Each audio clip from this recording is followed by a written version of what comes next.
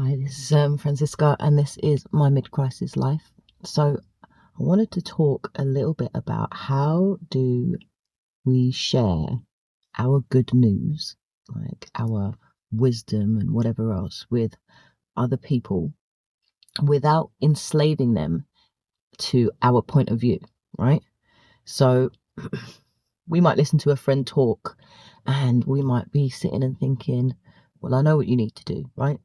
We know what's right. We know what's right to be done in that moment in time. But the thing is that what we know is right is only right for us, right? It's our own subjective point of view based on our own subjective experiences. And it's like we can see what other people need because we have that more objective point of view. But it's like, would we see it the same way if it was our own situation? If it was our own lives, would we behave in the same way, right? And it's like, how do we point others in the right direction when we feel that we know what's right without having an attachment to the outcome? Because I'm sure everybody's been in a situation where they've listened to their friends talking and they give them advice, and then their friend just goes and does whatever they're going to do anyway. And it's frustrating, right? It's frustrating to watch, and it's frustrating often to have the same conversation with somebody over and over again when you've already told them what you feel that they should do, right? And it's like, how do we still show up for the people that we love without having like an attachment to them doing what we've asked them to do or wanting them to do it? It's like, how do we not have an attachment to that? How do we not have an emotional charge with the things that we tell our friends, with the advice that we give to our friends, right? And I think it's kind of important to understand that actually our attachment to what our friends do isn't actually an attachment to the outcome of what they're doing or what they're not doing. It's our attachment to the thing itself, to the subject matter, for example, itself. So it's like your experiences, like maybe like things that have happened in your childhood. So if you take me, things that have happened in my childhood will create my experiences, which will create my thought patterns, which will create my actions, which will then create my perspective when I'm talking to someone else about it. So for example, I don't know, you might have grown up in a household where there was not a lot of money, or there was an abundance of money, and then you see your friend just spending money. They've never got any money. They're really irresponsible with their finances, and that will make the way that you talk to them about it and the advice that you give them come from a particular angle. And I guess that's like more of a superficial example, but even if you look at deeper things, like for example, my dad left when I was 6, and it was really traumatic the way that he left. And I think just parents splitting up anyway is quite a traumatic thing. And for me, I guess that's like, there's two ways that this can affect me.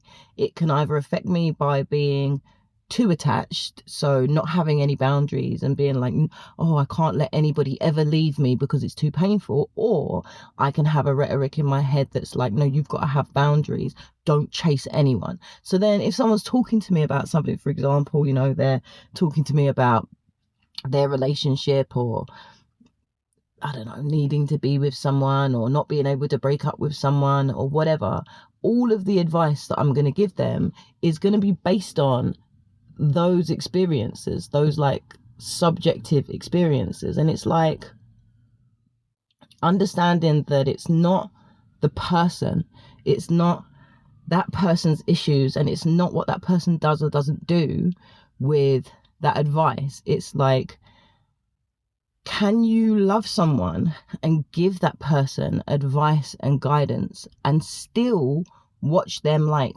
falter and repeat those same mistakes, and do it with love and a lack of frustration?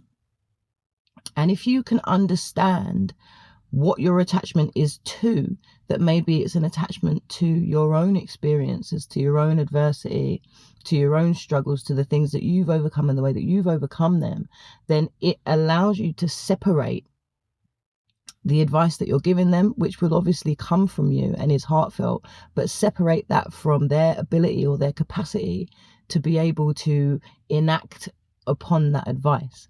And I think the thing that's really cool is that when you can do that and you can be aware of it and be aware of where this guidance is coming from, where this advice is coming from, then what it really does is it kind of leaves the door open for that person to come to you again with openness, because actually you're compassionate to them and you're compassionate to their needs without that being embroiled or without that being constricted or twisted by your own need to fulfill your own needs when giving that advice. And I think it creates a space for that person to make those mistakes and to still be able to come to you without you being frustrated or pissed off that they're not doing the thing that you want them to do, basically. Okay, I think that's it, really. That's all I want to say on that subject. I think off the back of that, something that I'm really grateful for is that in each situation, no matter how painful it is, there's an opportunity for growth. And that I think that, I say it all the time, things are happening to you, things are happening for you, and they're happening from you as well, because you're the person that is engineering your own life. And if you can understand from what point, from what understanding, what perspective you're engineering your own life from, then it can help you to not feel victim and to help you not feel like things are out of your control.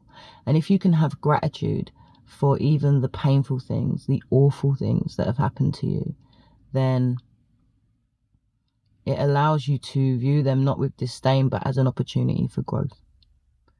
So I'm really grateful for all the shit that went down and all the shit that has gone down and all the shit that's going to continue to go down in my life, because actually it's a beautiful opportunity to be able to grow from that if you choose to not constantly position yourself in